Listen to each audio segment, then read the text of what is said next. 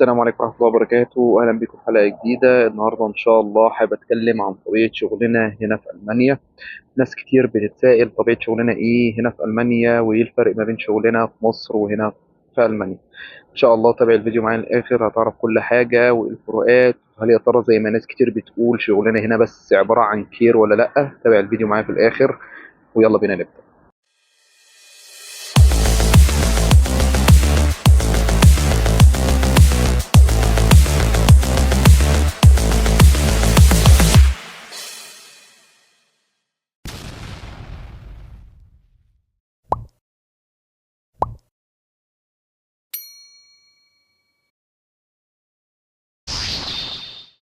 أهلا بيكم في حلقة جديدة. اللي فيكم بيتفرج عليا أول مرة أخوكم محمد الليثي، تمريض شغال في مدينة ميونخ جنوب ألمانيا.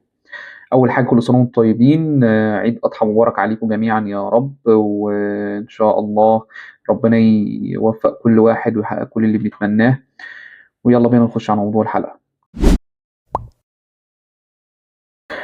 أول سؤال عايزين نجاوب عليه، إيه هو طبيعة شغلنا هنا كتمريض في ألمانيا؟ طبيعة شغلنا مش مختلفة كتير عن طبيعة شغلنا في مصر، ولكن هنا بعض المهام اللي إحنا ممكن نكون بنعملها في مصر ما نكونش هنا ملزمين بيها، أو تخص دكتور أو تخص يعني حد تاني في الفريق الطبي. تمام.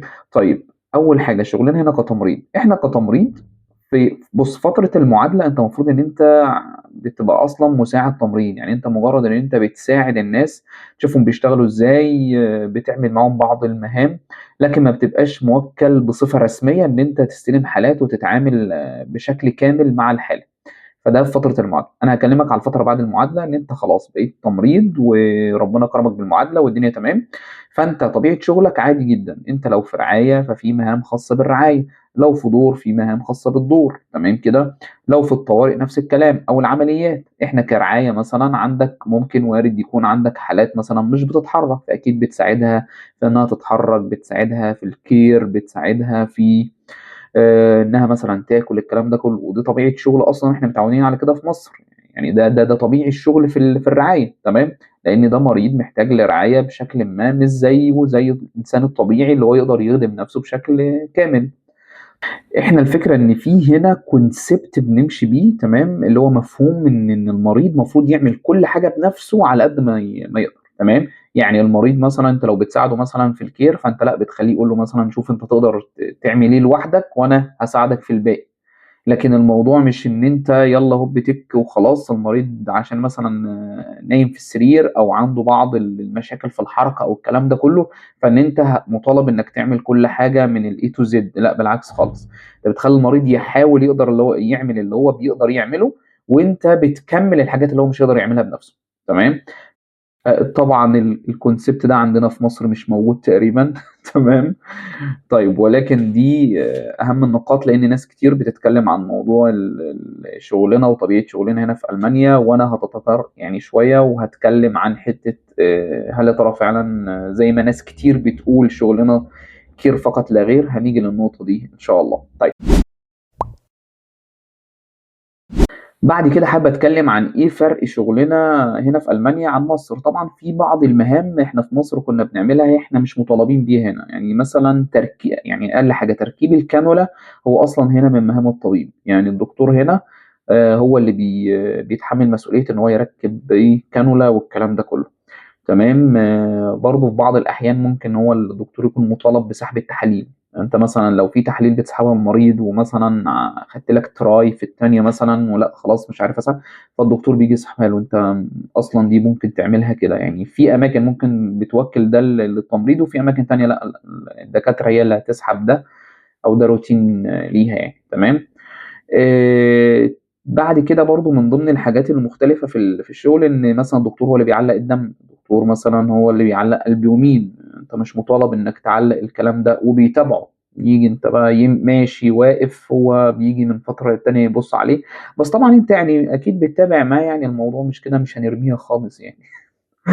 طيب، دي برضه من ضمن الحاجات طبعًا اللي إحنا أصلًا في مصر بنعملها وبنقابل مشاكل فيها كتير. دم بقى بيُقف وعايزين نمشّي مش عارف إيه، أصل الكانولا مش ممشّية الدنيا، فعايز تركّب كانولا تانية. لأ، الحاجات دي كلّها الoption ده كلّه هيقوم بيه الدكتور يعني، ما تقلقش. دي برضه نقطة مختلفة هنا في ألمانيا، طبعًا باختلاف طبعًا سيستم الشغل، وباختلاف طبعًا هنا هم منظمين جدًا، مرتبين جدًا.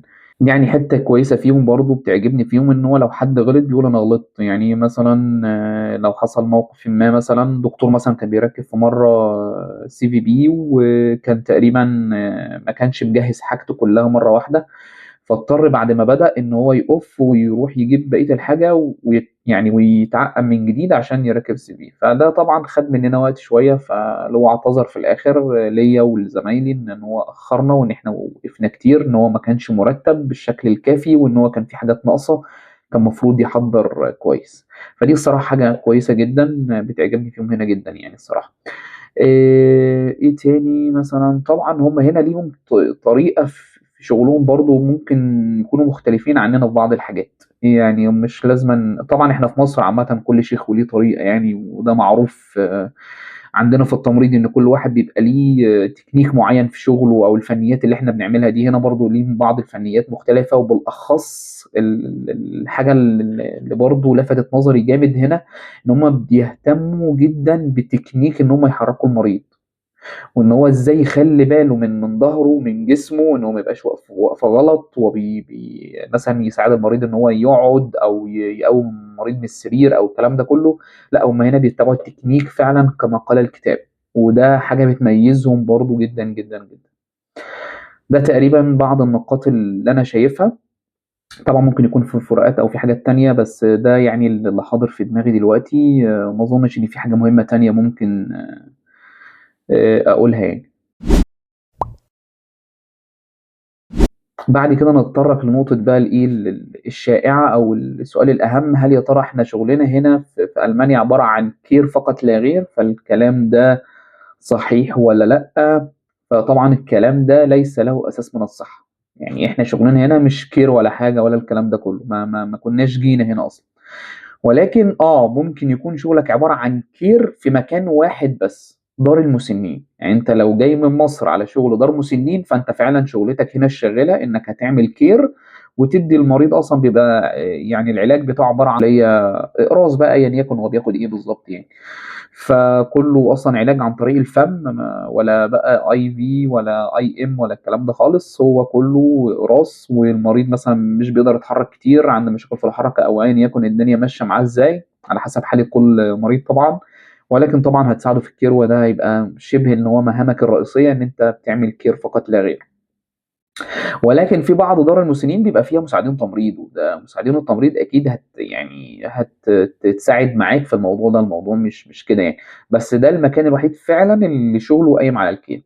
طبعًا برضه ما ننساش عشان ناس كتير برضه تبقى فاهمة الصورة، طبعًا شغل العناية، أنا واحد شغال رعاية الكير ده حاجة أساسية في روتين مثلًا الشيفت الصباحي عندنا هنا تمام، بخلاف كده بقية الشيفتات اللي هو سواء شيفت ضهر وشيفت سهر، اللي هو لو حاجة حصلت معاه فممكن يعملها، في حاجة باظت مثلًا، مريض مثلًا عمل حمام أو كده، فهتضطر تغيّر له، لأن ده حاجة بديهية يعني مش محتاجة إن أنت تقول إن ده شغل رئيسي، فشغل الرعاية معروف على حسب احتياجات المريض أنت بتبدأ تشتغل عليه، ولكن الcare من أساسيات الرعاية، فمش عايزين ننسى ده، ده برضه موجود عندنا في مصر مش مختلف خالص عن مصر يعني.